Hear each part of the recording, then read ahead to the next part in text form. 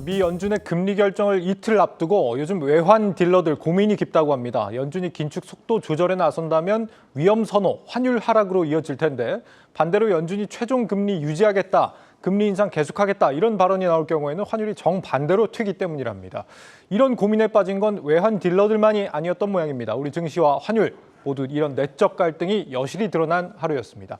홍원표 기자와 진단합니다.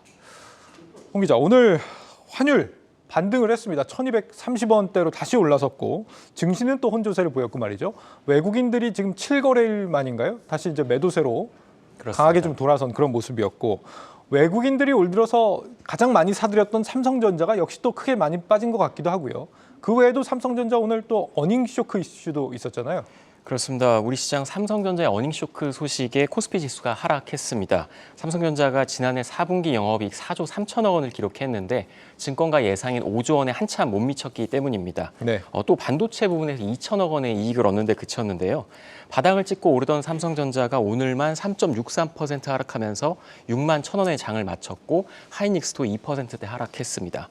이 삼성전자의 충격이 증시 전반에 좀 영향을 미쳤는데 삼성전자는 지난해 8월부터 6만 3천 원 벽을 쉽게 뚫어내지 못하고 있습니다. 네. 이 개인 투자들이 6만 3천 원에서 7만 원 구간에 약 7조 원을 순매수한 상태인데 아무래도 이 외국인이나 기관의 수급이 좀 받쳐줘야 하는데 오늘은 기관이 삼성전자를 많이 팔았습니다. 지금 뭐 인위적인 감사는 없다 이런 그 삼성전자의 발표에 좀 실망한 매물들 좀 나온 것도 있는 것 같고 하지만 삼성 측의 어떤 자신감을 어필한 것이다 이런 평가도 일부 있는 것 같고요. 이따가 잠시 후에 또 알아보도록 하죠.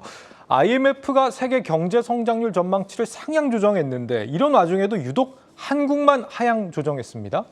그렇습니다. IMF가 전 세계와 주요국의 올해 경제 성장률 전망치를 내놨는데요. 세계 경제 성장률은 지난해 10월 발표한 2.7보다 0.2% 올린 2.9로 발표했습니다. 하지만 우리나라의 성장률은 2.0에서 0.3%포인트 낮춘 1.7로 낮췄는데요. 예. IMF는 지난해 4월에는 2.9 그리고 7월에는 2.1에 이어서 지금 1월에는 1.7까지 낮췄습니다. 이번 발표에는 이제 우리나라 경제 성장률 조정에 대해 특별한 언급은 없었습니다. 일단 IMF의 전망치는 OECD나 우리나라 연구기관인 KDI보다는 조금 낮고 또 한국은행과는 비슷한 수준이고요. 우리나라 정부가 발표했던 것보다는 조금 높습니다. 그리고 내년 2024년 경제 성장률도 기존 2.7에서 2.6으로 좀 낮췄고요.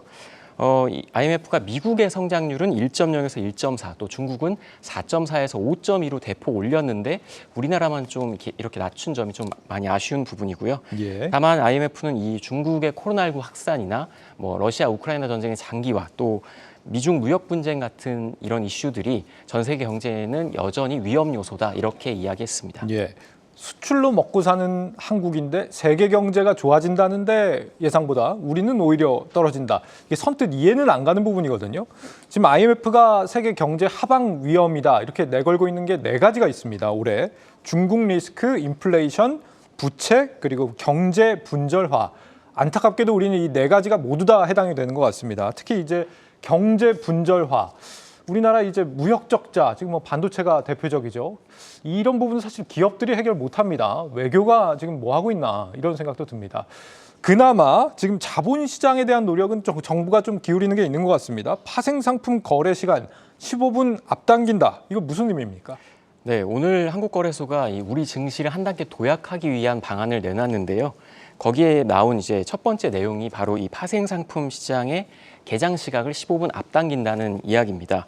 지금 해외 주식시장은 대부분 개장 전에 파생시장이 개장을 하는데 이렇게 되면 그 주식시장 개장 전에 하게 되면 좀 변동성이 완화되는 경우가 있습니다. 네. 그래서 우리나라도 이 글로벌 스탠다드에 맞게 파생시장을 조금 앞당겨 개장을 해서 간밤 발생한 이슈에 따른 어떤 시가의 변동성을 완화하겠다 이런 내용을 담았고요. 또 배당 제도도 좀 변경하기로 했습니다. 지금은 배당을 받으려면 먼저 주식을 사고 나중에 배당 금액을 알게 되는데 네. 앞으로는 배당금 규모를 먼저 확인하고 살 수 있게 이렇게 추진한다는 방침이고요. 또 지금 IPO 공모주의 상장일 주가도 현재 따상 같은 경우는 최대 260%인데 이거를 최대 400%까지 늘리겠다 이런 이야기를 했습니다. 따상 이후에 매매가 지금 중단되면 이 균형 가격을 발견하기 어렵기 때문에 이걸 좀 확대하겠다 이런 내용입니다. 그렇군요. 종목 중에서는 오늘 조선주가 급등을 했습니다. 뭐 그간 좀 부진했던 것 같은데 오른 배경 어떻게 됩니까?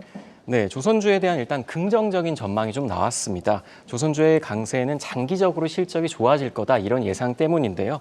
오늘 삼성중공업은 10% 이상 올랐고 대우조선해양도 5%대 강세를 나타냈습니다.